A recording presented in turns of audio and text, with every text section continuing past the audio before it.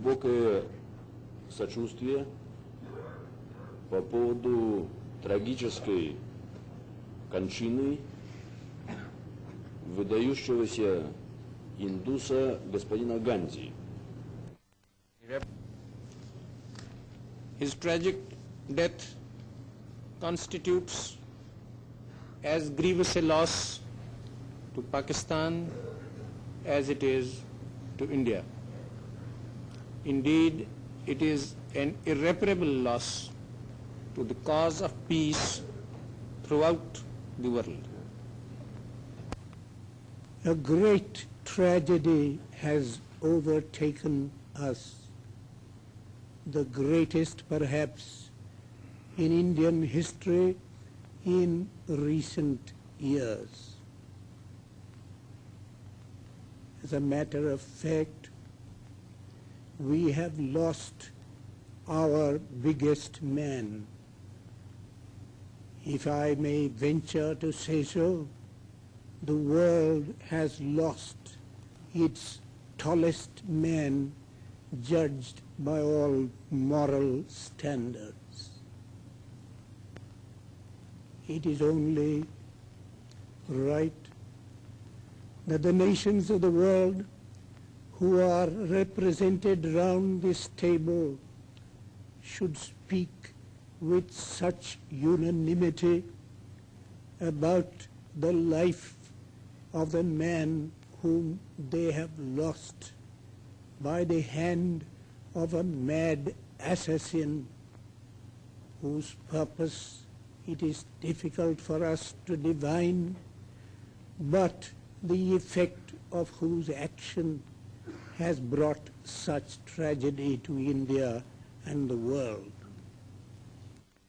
In India, he stood for unity.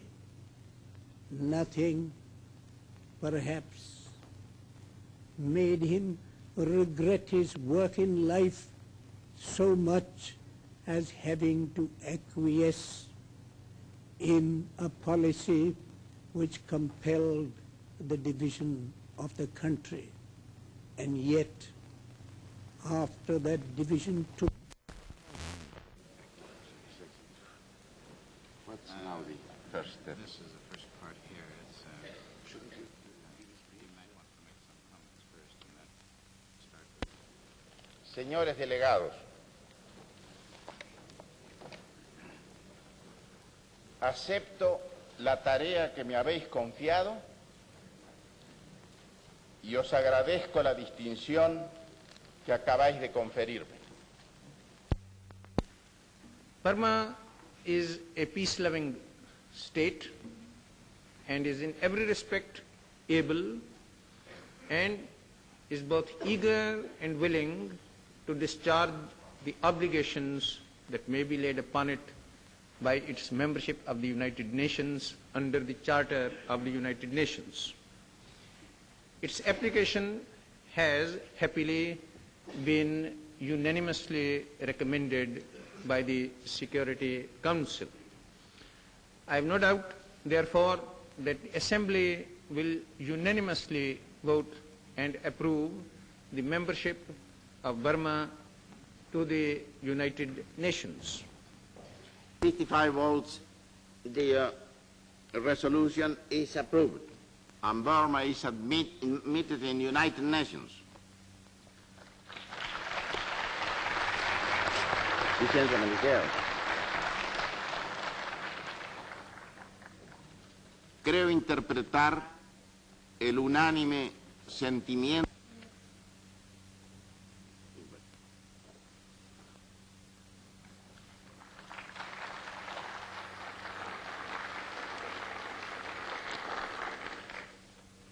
Mr. President and honorable delegates, I am deeply sensible of the extreme cordiality of the speeches which were just made in support of Burma's application for membership.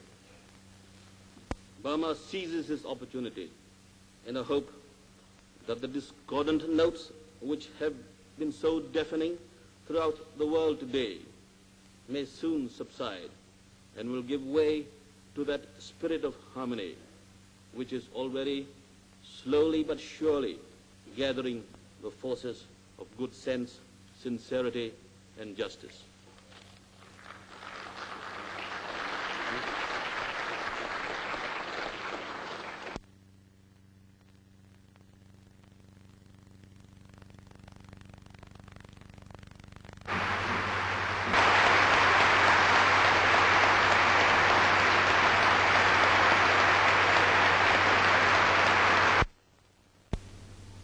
Our experience has been that in modern conditions, once the flames have burst out, it is impossible to avoid a general conflagration. That being so, it is the plain duty of this organization to be constantly on the alert to uncover abuses which are likely to culminate in armed conflict, and to seek by whatever means may be open to it to correct and remedy them, or at least to call for and insist upon their correction in good time. Let me illustrate. Because the line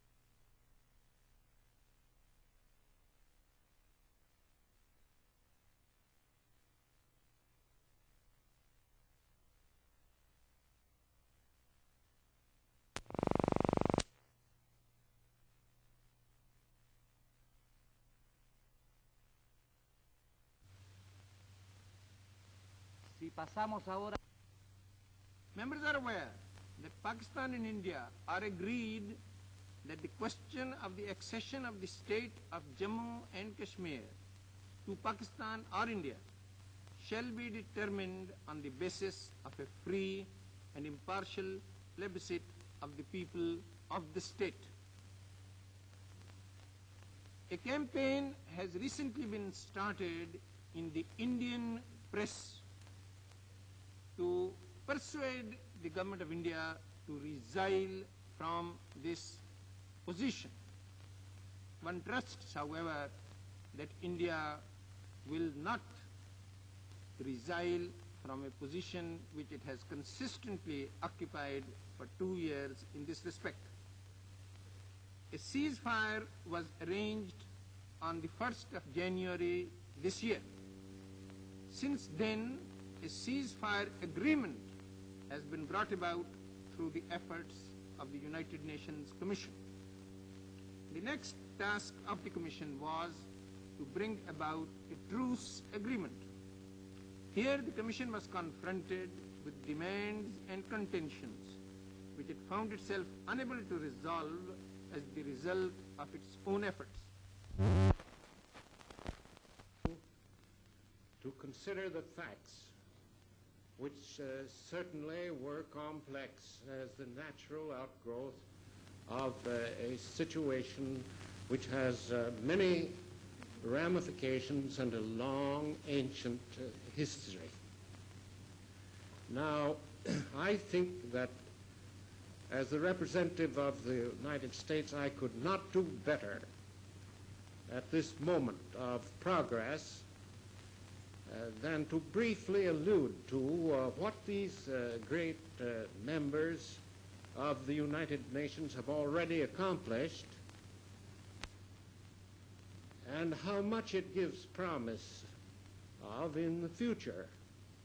I would like to point out what have been the high points in this comparatively brief consideration of the matter in the Security Council, and what's left now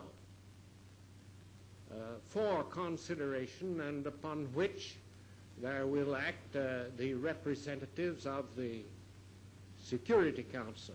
two different representatives of the Security Council. First, this one that has been appointed today, whose distinguished character gives us all cause for gratitude that he is willing to assume the burdens of this great task. And then after he has completed his service and reported to the Security Council, Admiral Nimitz will have to go forward with his part in the program, supervising a plebiscite in which fair opportunity is to be given to the people of Kashmir, Jammu, to make their own decision of to whom. In pursuance of those resolutions, cessation of hostilities was effected as from the 1st of January 1949, and a ceasefire line was actually established on the 27th of July 1949. Further, with the agreement of the parties, Fleet Admiral Chester W. Nimitz was appointed plebiscite administrator to organize and hold the plebiscite which should determine the question of the accession of the state of Jammu and Kashmir to Pakistan or to India. It would be the duty of the plebiscite administrator to establish conditions which would ensure and guarantee that the plebiscite is in every respect free and impartial. In the meantime, however, difficulties arose with regard principally to the demilitarization of the state, a condition which obviously is essential as a preliminary to the organization and the holding of the plebiscite. Government of their own free choice.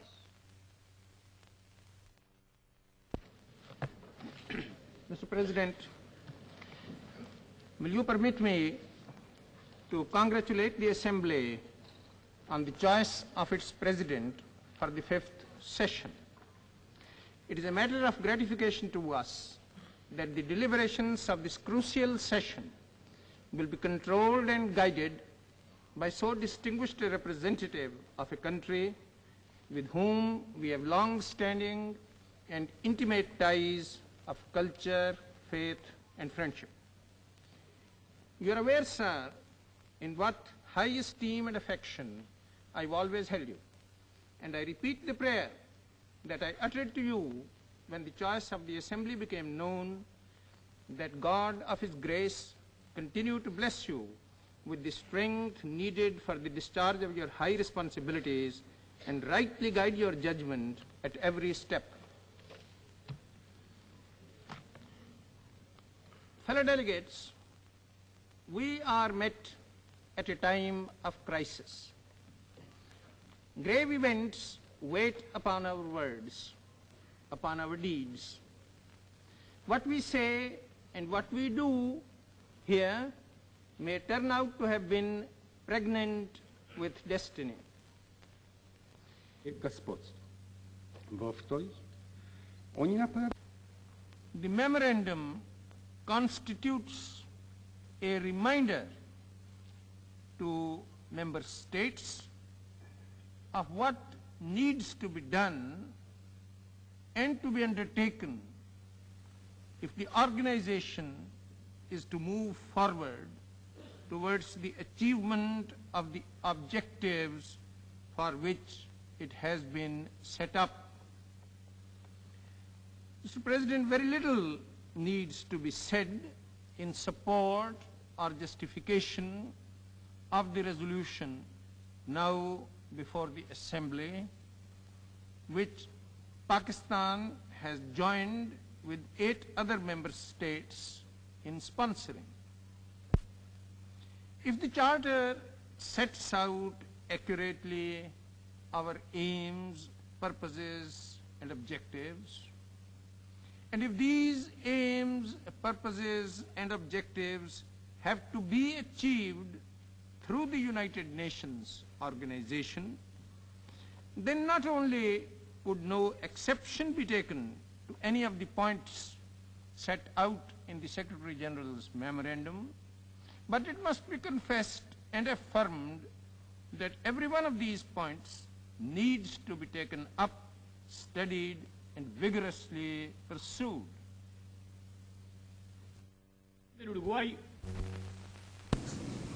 We have now to resume our discussion of the Indo-Pakistan question. This is a question with which India is directly connected, and I therefore deem, in the language of Rule 20 of our Rules of Procedure, that for the proper fulfillment of the responsibilities of the Presidency, I should not preside over the Council during the consideration of this particular question. Now come to the business before the Council, according to the agenda which was just adopted. And I invite, in accordance with decisions previously taken by the Council, the representative of Pakistan to the Council table.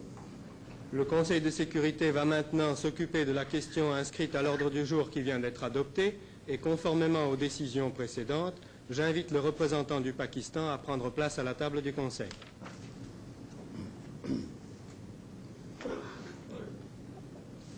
The first speaker on my list is the representative of India.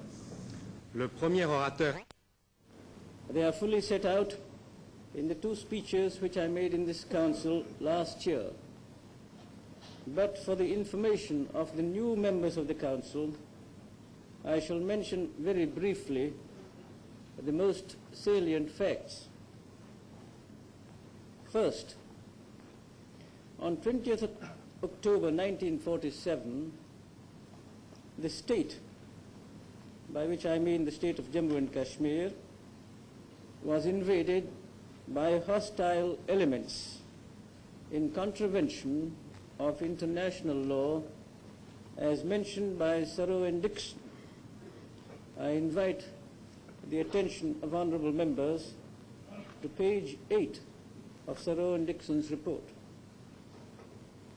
These invaders consisted of tribesmen and Pakistan nationals entering the state through or from Pakistan territory. Mr. President, the question now before the Council is as to the next step. The United Kingdom and the United States of America have jointly sponsored a resolution embodying their proposals as to what should be done next. In order to help the Council to consider this question, I shall try very briefly to describe the situation which exists in Kashmir at present. The Kashmir case has now been before the Security Council for over 3 years. No solution has yet been found because the root cause of the trouble, namely the unlawful occupation of nearly half the state and the creation of subversive forces and authorities therein by Pakistan, has been allowed to continue. When I speak of Pakistan's unlawful occupation, I am expressing not only the view of my government, but also the view which the United Nations representative, Thoreau and Dixon, was prepared to adopt. Let me quote his own words, quote, "Without going into the causes or reasons why it happened, which presumably formed part of the history of the subcontinent, I was prepared to adopt the view that when the frontier of the state of Jammu and Kashmir was crossed on, I believe, 20th of October 1947, by hostile elements, it was contrary to international law, and that when in May 1948, as I believe, units of the regular Pakistan forces moved into the territory of the state, that too was inconsistent with international law in the way of the Security Council. For the rest, my government is wholly unable to accept the resolution because in many respects it runs counter to decisions previously taken by the United Nations Commission with the agreement of the parties. Let me mention one instance. I have already given the Council a brief account of the situation created by the invasion of the state, first by tribesmen and then by Pakistan. In spite of that situation, and in the hope of securing a peaceful settlement, India agreed upon certain assurances to two resolutions of the Commission, one of August 1948 and the other of January 1949. Pakistan also agreed to them ultimately. Well, India, instead of coming to the United Nations with a joint request that a plebiscite be held under the authority of the United Nations, lodged a complaint that Pakistan was assisting those who were challenging India's military occupation of Kashmir. The Security Council heard India's complaint and Pakistan's reply and came to the conclusion that the only just and democratic solution in Kashmir was a free and impartial plebiscite under the auspices of the United Nations to determine whether Kashmir should accede to India or to Pakistan. As to the conditions of the plebiscite, everybody who spoke gave expression to what, in their opinion, would constitute the minimum conditions which alone could guarantee a fair and impartial plebiscite. But the matter has been set out in the fewest possible words, was set out in the words of the distinguished representative of France, to which I draw attention, and I quote. He said, "I feel that three conditions are necessary in connection with this plebiscite. In the first place, all foreign troops must be removed from Kashmir. Secondly, all original inhabitants of Kashmir, both Muslims and Hindus, must be allowed to return to their places of residence. And thirdly, a free administration must be set up in Kashmir which will not exercise any pressure on the population in Kashmir and will thus ensure the fairness of the plebiscite." This is taken from the official record of the Security Council meeting held on the 24th of January 1948, and the reference is S/P V 235, page 136. Similar views were expressed by the majority of the members of the Security Council.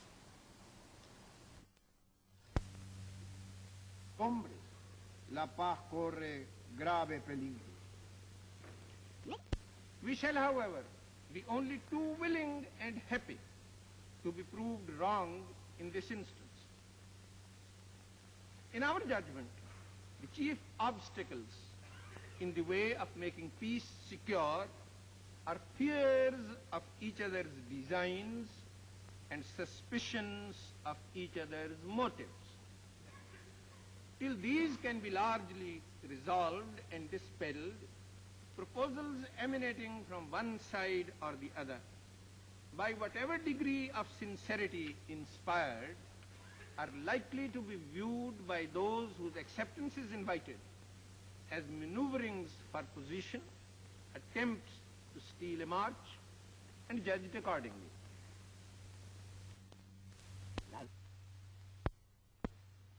We appreciate that there may be some embarrassment for France in undertaking the presentation of its case on Morocco when the item charges France with violation in Morocco of the provisions of the Charter and the Declaration of Human Rights.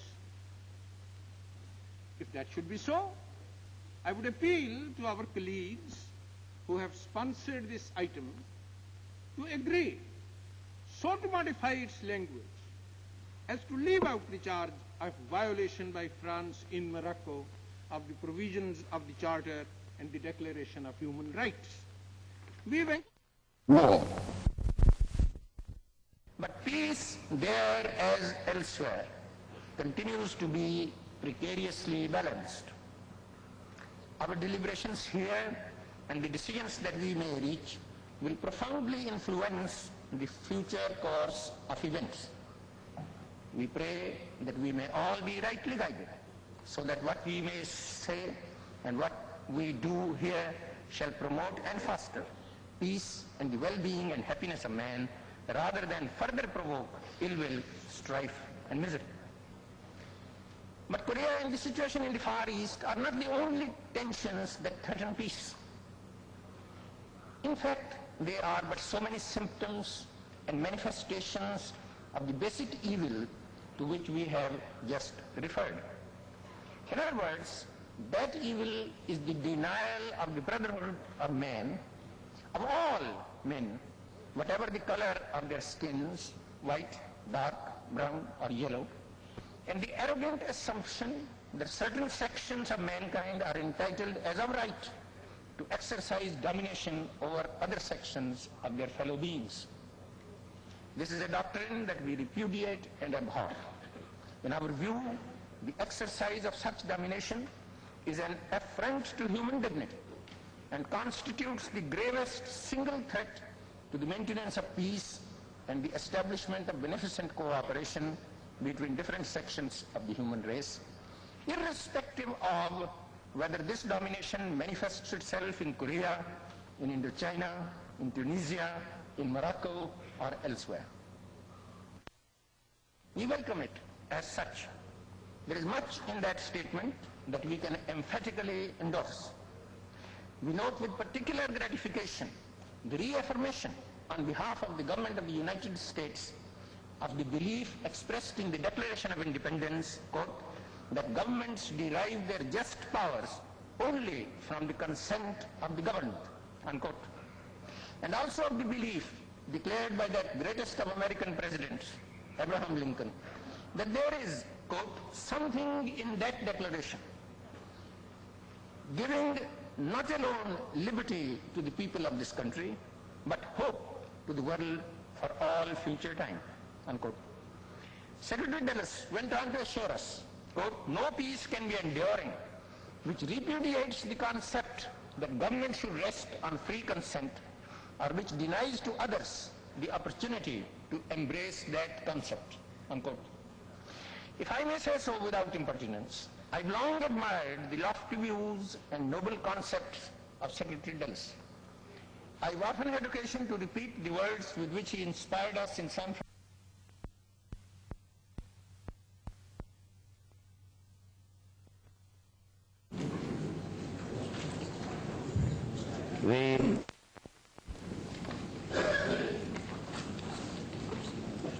Will the representative of Syria state his case? Le représentant de la Syrie désire-t-il prendre la parole? Le representative of Pakistan. Le représentant du Pakistan, la parole. Mr. President, the documents circulated so far show that on September 23, the chairman of the Israeli-Syrian Mixed Armistice Commission requested the State of Israel that, quote, the authority which started work in the demilitarized zone on 2nd September 1953 be instructed to cease working in the zone so long as an agreement is not arranged, unquote. That request has not been complied with, and the matter has now been brought before the Security Council. And no doubt the Security Council will go into the whole matter and give the parties the fullest opportunity of stating their case. Government takes from the representative of Pakistan, and then if you give me 10 minutes, I may be ready with the text.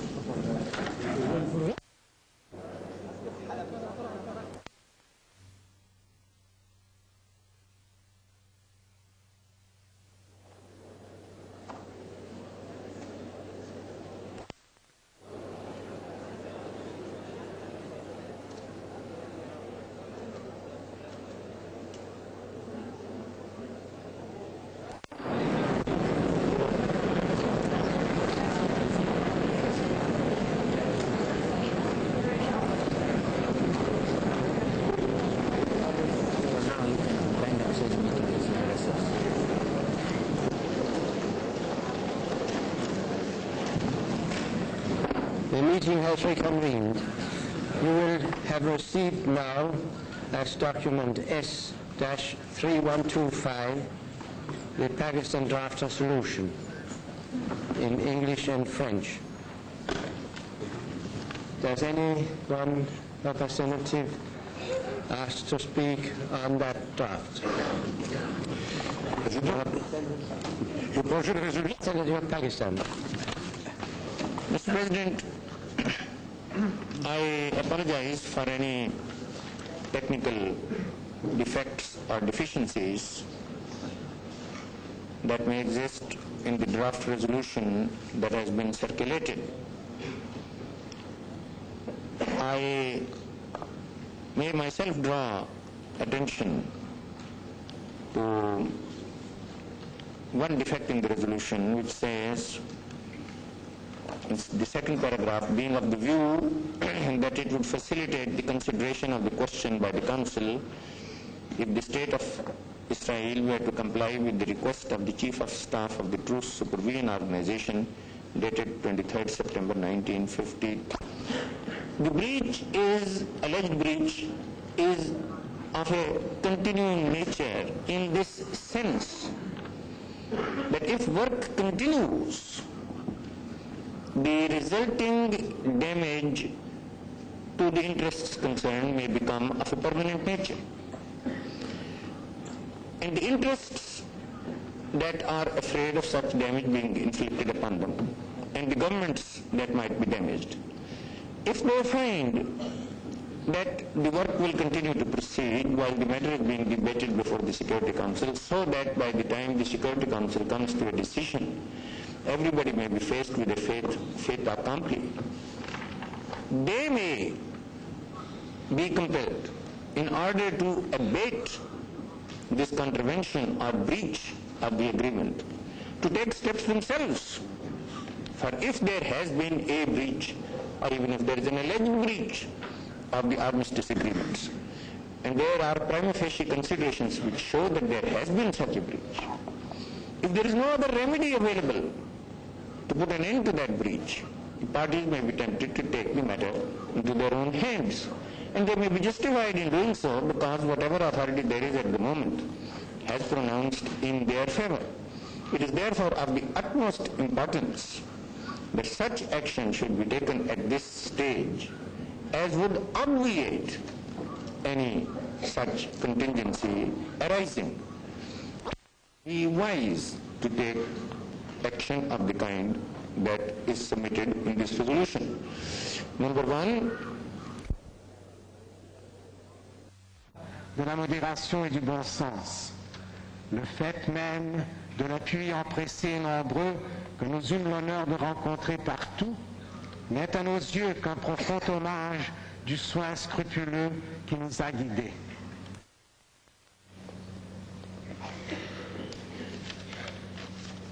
Madam President, fellow delegates, this is the second occasion on which the question of Morocco has come up for discussion in the full assembly. Last year, a resolution was adopted on the question of Morocco, which expressed its confidence that in pursuance of its proclaimed policies, the government of France will endeavor to further the fundamental liberties of the people of Morocco in conformity with the purposes and principles of the Charter. It expressed the hope that the parties will continue negotiations on an urgent basis towards developing the free political institutions of the people of Morocco with due regard to legitimate rights and interests under the established norms and practices of the law of nations. And he refused to do, and in consequence he was deposed. There has been no increase in goodwill mutual confidence and respect. As a matter of fact, today there is no atmosphere in Morocco of goodwill, mutual confidence and respect.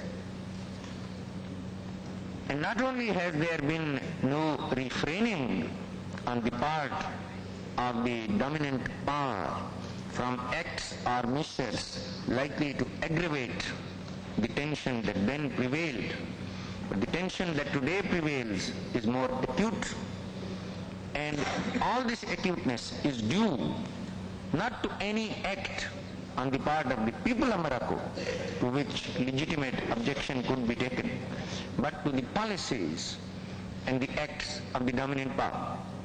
That France de ne pas voter cette résolution modérée qui ne contient que des principes conformes à la charte.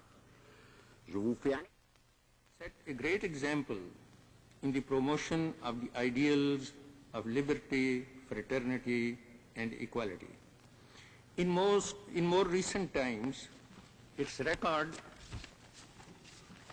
in promoting the self-determination of dependent peoples is perhaps second only to that of the United Kingdom. During the short interval since I had the honor of last addressing this distinguished gathering, not only Tunisia and Morocco have emerged from the status of protectorates to that of fully sovereign and independent states through peaceful negotiations with France, the protecting power, but a whole cluster of states in Asia and Africa, which were at one time part of the French Empire, are today sovereign and independent and are valued members of this great organization. France can justly be proud of that record. We have therefore every reason to believe that France is just as anxious to resolve peacefully, amicably, and justly the situation with which we are faced in Tunisia today as Tunisia and the rest of us are. I have in mind the reference he made to the alleged plan of the Central Treaty Organization to use bases in Turkey, Iran, and Pakistan to deliver atomic attacks on the Soviet Union, quote, and then immediately to reduce to ashes the cities and populated centers in many regions of Iranian and Pakistani territory, deliberately turning the territory of those countries into zones of death, unquote. I have the authority of my government to state that this allegation is as false as it is absurd. There is no basis whatsoever for the allegation. First, there are no USA bases in Pakistan. Secondly, for responsible statesmen to concoct a plan of unprovoked aggression against neighboring states, and as a part of that plan to contemplate deliberately turning portions of their own territory into, quote, zones of death, unquote, would be the height of folly as well as of treachery towards their own people. On behalf of my government, I repudiate this calumny with all the emphasis at my command. Mr. President, I am concerned we must resolve that we shall discharge that trust to the uttermost. Our first task is to provide that the direction of this great organization be committed to the charge of one who, by reason of his capacity, experience, and temperament, shall be deemed worthy of being invested with that high responsibility, and who may be trusted to discharge it without fear or favor. That decision must be speedily made. This organization, the center of mankind's hopes for the preservation of peace and the fostering of human welfare, must not be permitted to drift along, exposed to the mercy of every wind that blows, nor to become an arena of great power conflicts. The broad regional distribution of membership is obvious and has to be taken into account for certain purposes. Beyond this, any classification or grouping would be arbitrary. Any attempt at arriving at such a classification, for instance into non-committed, non-aligned or neutral states and committed or aligned states, would run counter to the sovereign equality of member states, would be mischievous, would set in motion strains and stresses which might threaten the very existence of the organization and would in any case seriously discount its effectiveness. One of the many lessons that our experience in the Congo has taught us is that along with the insistence that colonialism shall be terminated and wound up as early as possible, we must also require that the peoples of the territories and areas still under colonial administration shall be rapidly trained in the exercise of political authority and in the due discharge of the responsibilities pertaining to sovereign states, so that the transfer of sovereignty can in each case be smoothly achieved and the newly sovereign states can set forth upon a course of consolidation, reconstruction, and nation building in confidence and security. Mr. President, États-Unis d'Amérique. I had the honor as Foreign Minister of Pakistan to explain our position in some detail in my statement of September 25, 1950, made in the plenary session of the Assembly.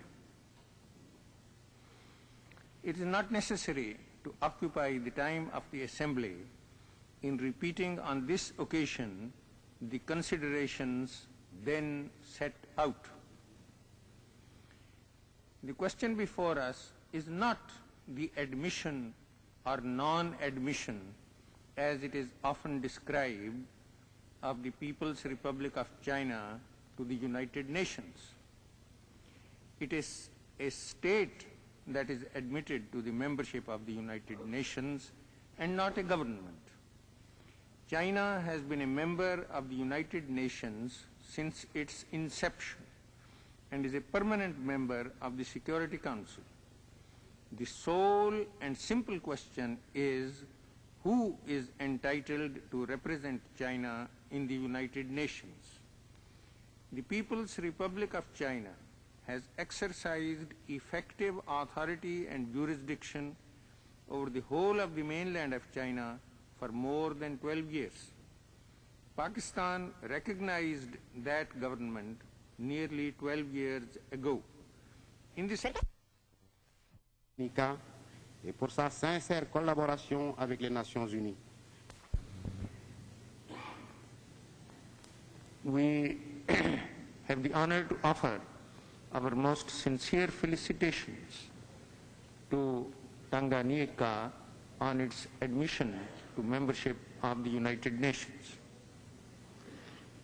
Mr. President, we facing Tanganyika from across the Arabian Sea and having many ties with that land and its peoples, have watched with keen interest and growing satisfaction the progress of Tanganyika towards full sovereignty and statehood. Under the Pour moi, un privilège aujourd'hui. Let's call to order. La 1007e séance du...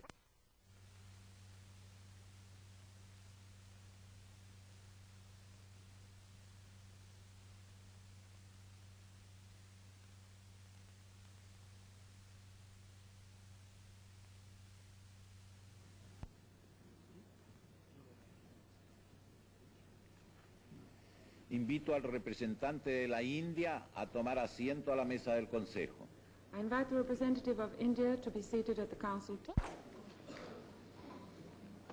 Mr. President, members of the Security Council, before lunch this forenoon, my friend Ambassador Jha, the distinguished representative of India, honored me by conveying to me a message from the Defense Minister of India. He told me that the Defense Minister much regretted that having regard to his heavy responsibilities and manifold preoccupations, he had not been able to reach New York in time to be present here this afternoon, and that he hoped that, as a matter of fact, even be regarded as uncalled for, is that here there is no room for doubt. There is no room for any other interpretation. But even if it is the wish of the government is being conveyed in a solemn document by the head of the government, the Governor General, when he is accepting provisionally and conditionally, as the expressions have been used, as a matter of fact, even tentatively, as was once said in the Security Council, to which I shall come later, that he lays it down that the final decision can only be made through the plebiscite. Again, I would reiterate, nothing could be more solemn than that, nothing could be more serious than that. And how could anybody who is responsible for such an assurance subsequently seek, as it were, to wipe it away, or to explain it away by saying, well, after all, it was only the expression of a wish, and how sad it is that in this life so many wishes remain unfulfilled. On that, there are many extracts to which one could draw attention. I shall, however, confine myself to 3 or 4.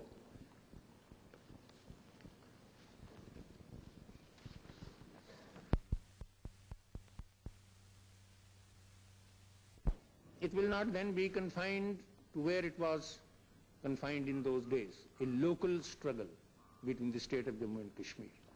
This is by no means, I beg to assure you, any kind whatsoever of a threat. Pakistan, from the bottom of its heart, does not desire any such development. But Pakistan is convinced that unless the question is put towards settlement at a fairly early date, that is what is bound to happen.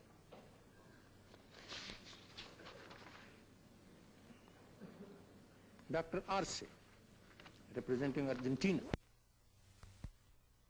say here and now with full responsibility that if a fair and impartial determination, doesn't matter what shape it takes, a pronouncement by the Security Council, a determination and pronouncement by any individual of recognized international standing and integrity, a pronouncement through a process of arbitration, a pronouncement through judicial determination. If there is a pronouncement that in respect of the obligations undertaken by Pakistan, Pakistan is in default with regard to any matter, I have the authority of my government to state that in the speediest possible manner and within the shortest possible time, Pakistan will rectify that default, so that the matter shall be decided in accordance with the wishes of the people. I shall come to these matters one by one later, at least the principal ones, and if others are cited, I shall deal with them also, and I shall be able to show, as I have said, what the situation is. But you cannot have this position, that in a matter like this, you have only to look at the geography of the place to know what the danger is that threatens, not only that area, but to every one of us here, that matter should just be covered over as if it does not exist. And to say to both sides, you better be content with what has happened. Well, as I have said, as I am coming later to that, I better proceed with the story. Well, now the Security Council, having taken that view, eventually a resolution was adopted on the 21st of April 1948. I say eventually, that the desire of my government, as I have said, is not to make debating points, is not to apportion blame, is not to raise prejudice. Our effort is not what has been described in the Indian press as agitational or propagandist. Whom do we want to agitate? What is the propaganda that we want to carry on, and how would it help the situation? The situation is getting extremely difficult. It has sometimes been so tense that one was not quite sure whether within the space of a week there may not be a resumption of fighting. It is still a position of the utmost gravity. It keeps two countries which, through their traditions,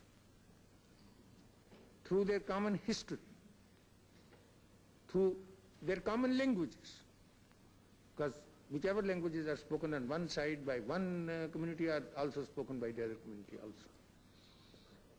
So much so, as a matter of fact, that the language of culture that we speak in West Pakistan is spoken much better by the Prime Minister of India than any of us. Certainly he has got a very much better command over it than I have. And on the other hand, par inscrire sur ce bulletin le nom de la personne pour laquelle elle désire voter.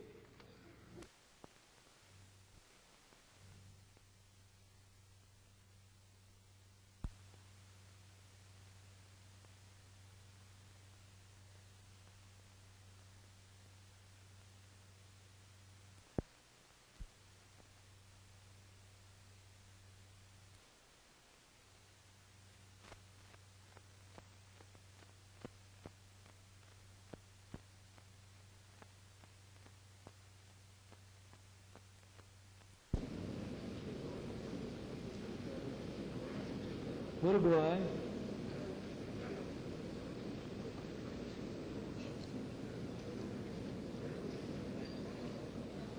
Venezuela,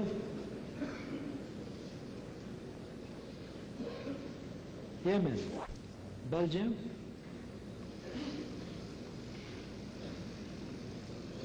Bolivia,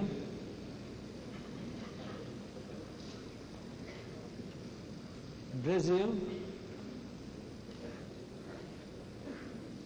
Bulgaria,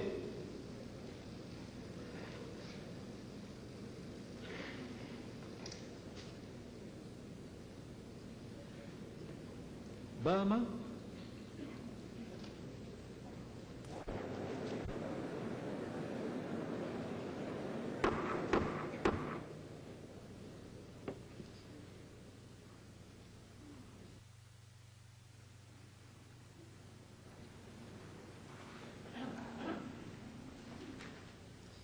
Voici les résultats du scrutin pour l'élection du président de la 17e session ordinaire de l'Assemblée générale. His Excellency Muhammad Zafrulla Khan. Pardon.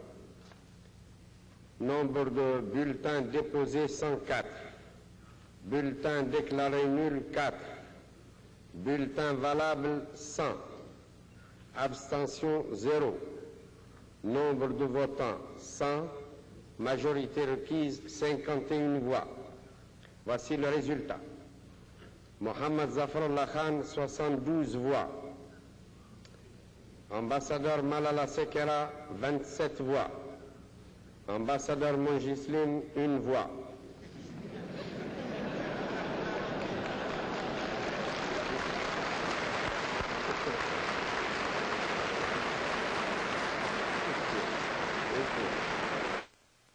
Je déclare son Excellence Sir Zafrulla Khan élu président de la 17e session ordinaire de l'Assemblée générale.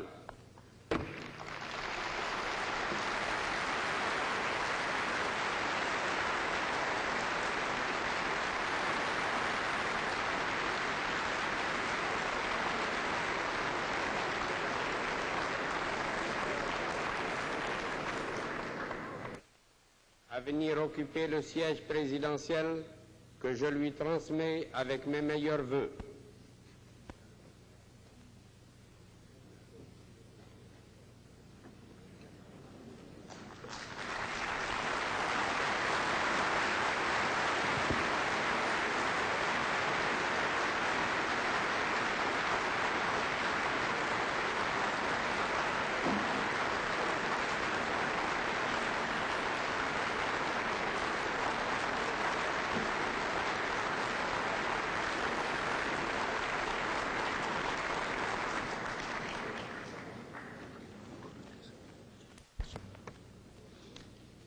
fellow delegates, I am deeply moved at the honor you have done me in electing me to serve you as President of this 17th session of the General Assembly. I am deeply conscious of the heavy responsibility this mark of your confidence places upon my shoulders.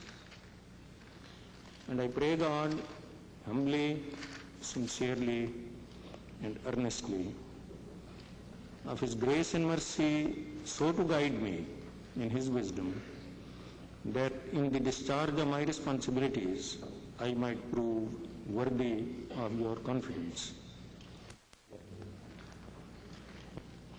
Pakistan is not a great power, nor a country which, beyond its own security and the well-being of its people, has any ambition or interest other than the common interest of all of us here, that is to say, the creation of a world in which peace might reign and law prevail, so that through beneficent cooperation, the common man in all the regions of the earth might at long last be enabled to claim and possess his rightful inheritance of a fuller, richer, and happier life.